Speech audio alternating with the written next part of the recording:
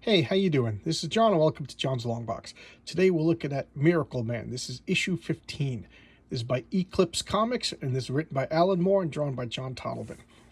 This was a big deal to me as a kid. First off, it was impossible to find. I think I got all the way up to issue 19 before I found 15. I don't know what it was, but it was impossible to find. I went to comic book stores. I went all over the place. I just couldn't find it. I missed it when it came out. I was collecting Miracle Man at the time, but this issue was impossible to find. And why was it the big deal? It was the culmination of 15 issues of story, the epic battle between Miracle Man and Kid Miracle Man. Yes, I'm spoiling a 40-year-old comic. Okay, a little bit of backstory.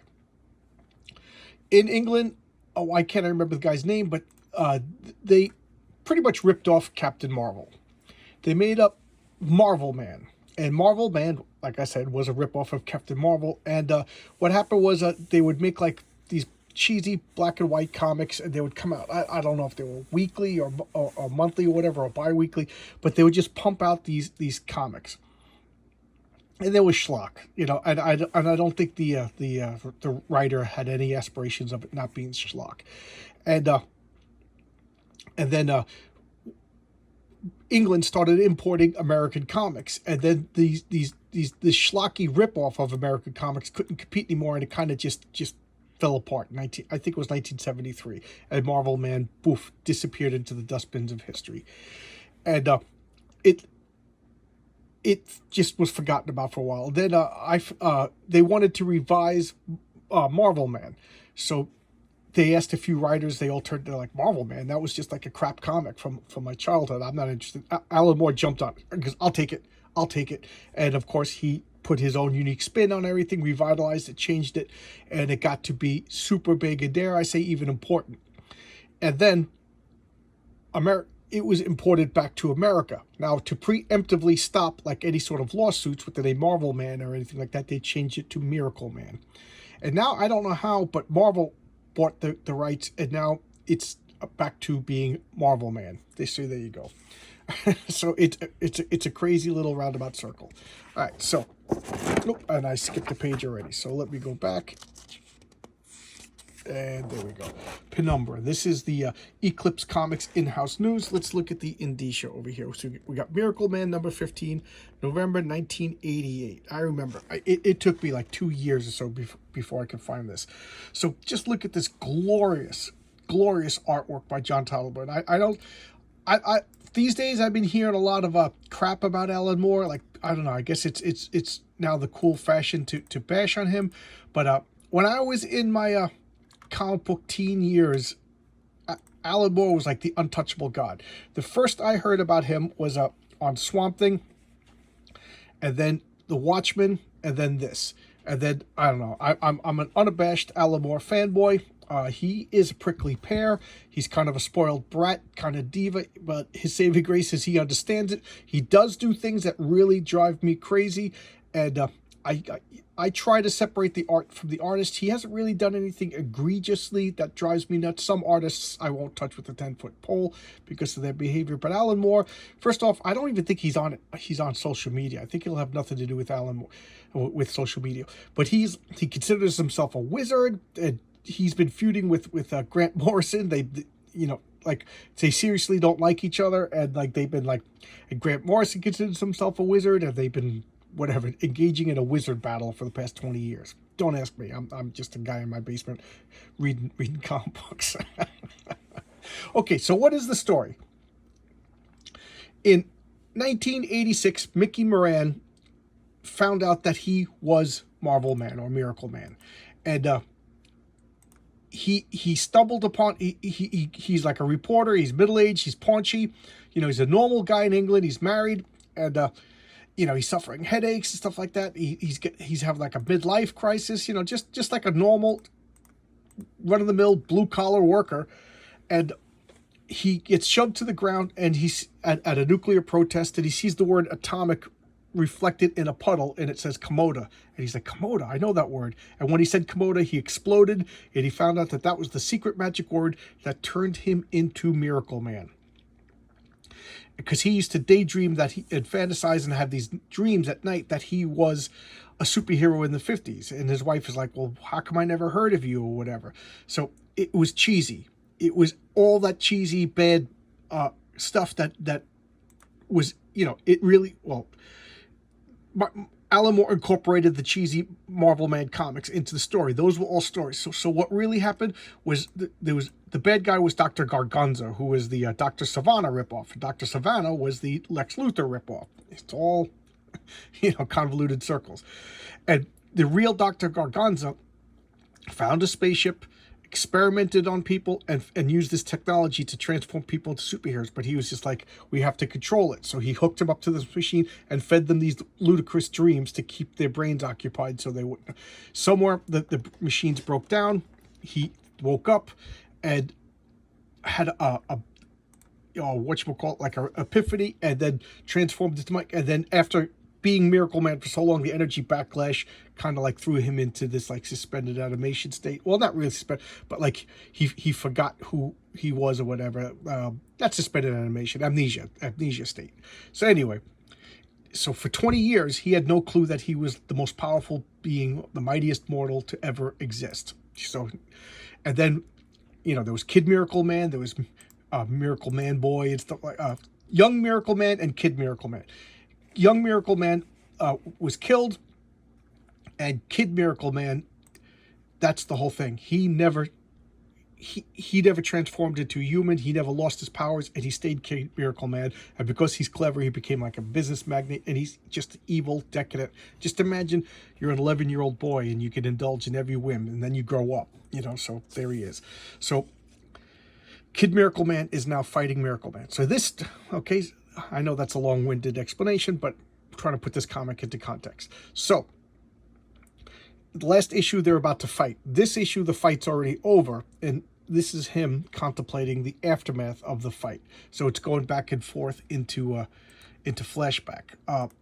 Alan Moore, it likes to play up with the timelines of a story, jump around and stuff like that, but he's a genius, so he could get away with it. First off, let's remark on this wonderful artwork. John Totleben. I don't know if I know today John Totleben is like legally blind, and I think at this point he was suffering optical problems, so he would be very slow. And rather than change the artist, the comic started to come out infrequently, slower and slower. So that John Totleben worked with Alan Moore on Swamp Thing, and he's working on Alan Moore on this, and they just let the comic come out slower and slower because the art. Look at this art; it's just gorgeous. So anyway, so. This is Mike Moran as Miracle Man talking about the outcome of this superhero battle. And look at this. We just got like, just the depravity of Kid Miracle Man is just disgusting. Like hanging up skins on laundry lines, kids' toys are trashed. Just buildings are destroyed, corpses in the street. And now he's just talking about the actual fight. Just... people just running as Kid Miracle Man's just throwing severed body parts all over the place. Here's Miracle Woman and Miracle Man. They're just flying. There's England underneath them. So it's cut every other panel. It's like them just like enjoying being alive, victory or whatever. And then cut back to the sordid details of this horrific battle. And then they cut back to like Kid Miracle Man's just like throwing cars, and he has a whole family inside the car just being thrown, to their deaths. And, there's Miracle Woman and Miracle Man just like looking at the fire and the destruction, and then boom, Nemesis. And what is he doing? He's calling out Miracle Man. He's like, come fight me, come fight me. He's just destroying everything. I forget where, Trafalgar Square. I don't know England that well. I've never been there, but he's just destroying stuff. Look, he's got a head in his hand, baby head attached to his belt. He's just being disgusting. And something about wearing the black suit and tie just makes it like he's not even wearing a superhero costume. He's just wearing like a power suit, a business suit. And here he's just walking through puddles of blood, destruction. He's got a look at that severed arm in his hand, and now he's just like, oh, at last. Really, what must one do to get your attention? So this is the array of superheroes. Now, these are the Warp Smiths. There's a whole backstory going on. there's like an alien politics, and the warp smiths are the alien races, and they could travel infinite distances with a thought. They're super fast. They warp time and space. Not time. I think they just warp space. And they're at war with the race that creates the technology that makes Miracle Man.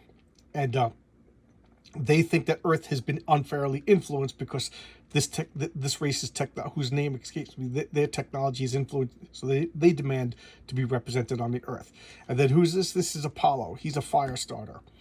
And that's what started the interest in this planet, is once like superhuman powers are discovered, these aliens get interested. So he was actually the first alien, and he was just like, they say that like the ability to generate flames is the first power that a race will discover, but most of the people will spontaneously human combust. He survived his awakening. So because of him, these aliens got it. It's a whole big story. Just great world building. Look at the destruction. What is this? The London Bridge, just dead bodies in the water, piles of bodies. Oh God. So Miracle Man, Miracle Woman, these two warp smiths, and then Apollo the Firebringer are all here to challenge him. And now he's just like telling the story, like somberly, like contemplating everything. Planes destroyed, and he's just like, okay, and the fight begins. So what do the warp smiths do? They just teleport this building and smash it down on top of him.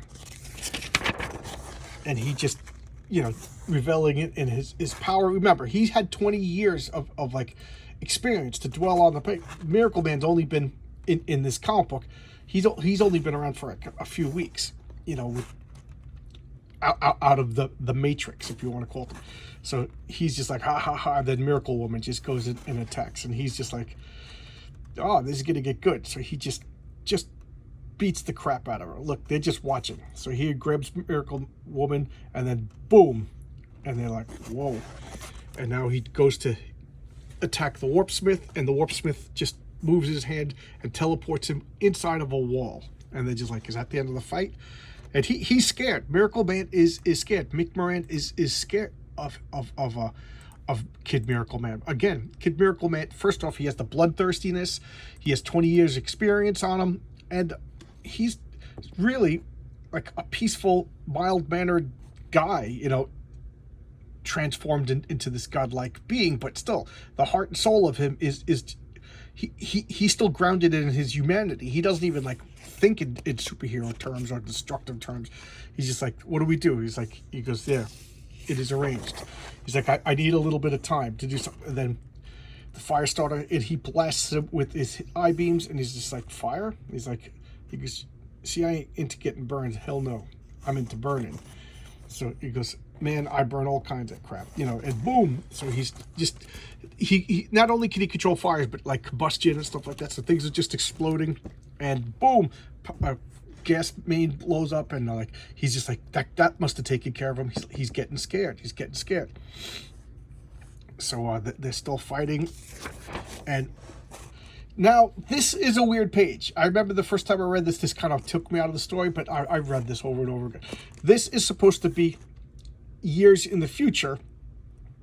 Miracle Man is talking about like different sects that have come to worship the Miracle Man family.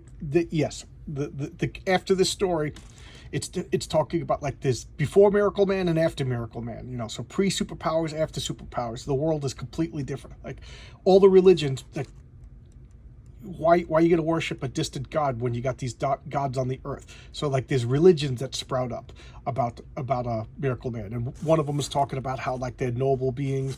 One of them's talking about how he overcame his cowardice. One of them is talking about like these alien races as they're the true lords. You see now they're putting them up on a pedestal. These are the shape changers that make the Miracle Man technology. And here's one that's talking about how the oppressive Miracle Man family is really the bad guys and the usurpers, and Kid Miracle Man is like in the role of like Satan, is the one who introduced free will into the equation. And here they are equals, and they're both kind of indifferent, nasty gods just playing chess with mankind as these space aliens are just like, we don't really care about the piles of corpses. And then this is just like kind of old school. He's really an archangel, and Kid Miracle Man is the fallen angel, and they're coming as to spread the will of God. That's Alan Moore for you. He's got to get like theosophical and everything, and then they're just going on with the battles. Kid Miracle Man just beating the crap out of him. Look at this glorious artwork, just destruction, bodies everywhere. Look at the details, and he's still hesitating, and then Kid Miracle Man's getting up. He's like, bastards, bastard, I'll eat you. I'll eat your cities. I'll eat your children. He's just losing it, eating life, pooping skulls, and just Miracle Man smashes them. The subway is still in operation. He gets smashed into the subway. And note that Miracle Man is like, he's so scared that he's not paying attention to collateral damage. He's inexperienced. He's scared. And he's just like, if I don't stop him, if I hesitate, he's just going to kill more. So it's kind of like acceptable losses, and that's one of the things that this comic is talking about. He's like, I can't believe how much I let happen. I was so scared. He's never going to forgive himself for this battle. And Kid Miracle Man's just beating him up. Look at him. He's just crushed. He throws a car at him. And in the captions, he's talking about, my apologists say that I didn't know that there was people in that car. He goes, I blessed them every day. I sent them a donation in an anonymous name, but I knew there was people in the car. I was just that scared. So he's throwing cars at anything to block Kid Miracle Man in. Look, so he picks up this truck and just smashes him, and it's an oil freighter, so of course it explodes, and he's just laughing at him. And then look at this panel. This technique I just love. And I play the superhero game, and this is one of the things that we always talk about, like how teleportation has got to be one of the most powerful misunderstood powers. Alan Moore gets it, so he's like, why drop a building on a being when a pebble will suffice? Yep, that's the right words. And he teleports this piece of rock with the rebar, boom, directly into Kid Miracle Man's head. Look, there's the piece of rebar popping out, and then what does he do? He teleports this beam inside of him. So what does Kid Miracle Man do? He just shoots his beams, and he's just blasted the warpsmith just into pieces, and the female warpsmith teleports this into Kid Miracle Man. He's like, just die. Like they're not fighting to save, or to subdue him or anything. They're fighting to kill him. This is butchering. This is war now. They're like, we can't save him. So as the thing, he screams and he changes into little Bobby Bates. That's the only way to save his life. So in this comic, when you say your magic word, like, Billy Batson says Shazam turns into Captain Marvel, or in this case when Mike Moran says Kamota and turns into Marvel Man or Miracle Man, Kid Miracle Man says Miracle Man, just like Captain Marvel Jr. says Captain Marvel. I know it's hokey, but that's the way it was. So Kid Miracle Man says his magic word. His magic word is Miracle Man, and he turns back into Billy Bates. Dickie Bates, that's his name. And he's, and this is pretty telling. You notice he has no pants on. Why? Because the last time he was human, he was in an orphanage, and the older kids were sodomizing him. So he just said his magical word, turned into Kid Miracle Man, and never transformed back. So this is literally him at the last time he was human. He was being abused by elder kids in the orphanage. So he's just like, I didn't mean it. And you, like, this is, like, to me, the great philosophical superhero debate. Is Billy Batson and Captain Marvel the same person? Do they share the same brains? Are they different people? And there's different schools on that. Like, some say he turns into an adult version of himself and he's different and perfect. Other people say if he turns into a different person, then what's the point? He's not the superhero. He just goes away and somebody else takes over. I don't know. I'm not, that's metaphysical theosophy or theological discussion, philosophy. I love that stuff anyway. If you want to debate it, that's fine. That to me is that kind of fun debate. But this comic, you kind of are two different people, and they refer to themselves as different people. Mike Moran even says that Miracle Man has different thoughts and thinks different. He's cleverer and smarter. So he's just like, now, is he playing up? He's like, I don't know what's going on, And they also say that if you stay too long in either form, bad things happen. Like, you need to balance it out. If so, he stayed too long in Kid Miracle Man. So in the superpowered form. He's like, I did it again. I went bad, right? Is it? I'm sorry. He goes, I think I killed people. I think I hurt people. It's not fair. I've never. It's all. He goes, listen. I promise you, you'll never have to suffer through that again, Kid Miracle Man. Won't be coming back. You really mean it? You've discovered a way to stop me from changing into? Yes, I have. Oh, thank you, thank you, thank you. You made me so happy. Thank you. It's okay, kid. You're a good kid, Johnny. Johnny Bates. You're a good kid. And he just twists the kid's head and kills him. And there he is. Johnny Bates, his kid partner. He murdered him is the only way to describe him. Why? Because he's too dangerous. He couldn't risk it. And here he is suffering. You know, he suffered for so many reasons. He suffered. He killed his little chum, his little buddy, his sidekick. I'm getting emotional. He sees all the look at the destruction. There's just skulls. He's suffering the loss of innocence. You know, he was just a good kid, and he went bad because of this. Was it his personality? Was it the alien influence? I don't know. I don't know. That's what I like about Alan Moore. He doesn't smash you over the head. He lets you think about it. You know, what is this? What is this? Human nature? Is this what happens when you become all powerful? You know, again, another good question, and it's just pulling out. And again, I'm not going to read it to you. I want you to read the you know, Alan Moore to me is always like the closest to literature, even more than like Neil Gaiman. And now we pan back at this. I'm just going to have to pan. Just this destruction in London. Just look at this. Just look at this poor woman with no arms, kids crying, people on pikes, destruction, fire everywhere. It's like hell on earth. You know, it's just destruction. And here he is, you know, remembering it all, holding the skull of Johnny Bates. And what does he do? In the future comic, they talk about they rebuild London, but they leave, I don't know, 5 square miles of Johnny Bates's rampage, kind of like as a reminder basically to himself. And in the comics, some people just like he's reminding us of what he can do. You know, it's kind of a sinister way to look at it, but you know, whatever. It kind of fits. So, but I think it's to remind himself this is what could happen if I go bad. You know, so either way works. So good. And here's the letters page, Miracle Mail. It's kind of, name writes itself. Real interesting letters. You know, Alan Moore gets inspires some good letters. And here's an actual comic reprinted from the New Adventures of Marvel Man. You have Mick Anglo Studios. Mick Anglo was the guy who wrote Marvel Man. And here's a little funny story about Mick Anglo. I'll just, you know, look at the who did the art. Okay, Mr. Mick Anglo wrote and drew Marvel Man, and he churned them out. So when I forget what company it was in England wanted to bring back Marvel Man, they were like, who has the rights? Who has the rights? They didn't know who had the rights, so like it kind of delayed it. They were doing it, and then I think it was Alan Moore. It's like, let's talk to Mick Anglo, and they never thought to talk to Mick Anglo because writers and artists, the creators, never really had the rights. He still owned the rights. So, you know, Mick Anglo was like, yeah, sure, you know, I get a taste, whatever. So it was just kind of funny to see that Mick Anglo, of all people, the one guy they didn't think to ask about the rights to the comic was the guy who owned the rights. Because we've all heard the stories of creators getting screwed out of the rights of their own creations. They just assumed that happened and never bothered to talk to the guy who made the comic. So there you go. This is... I showcased issue number 1. It was one of my earlier videos, and man, I can't watch those earlier videos. Not that I'm any good now, but you think this is primitive. Go look at my early videos before I had a microphone and everything like that. So there you go. This is Miracle Man number 15. This, to me, is an important comic. Get this series. Marvel reprinted it. And issue 25 is the greatest cliffhanger in comic book history. It never came out.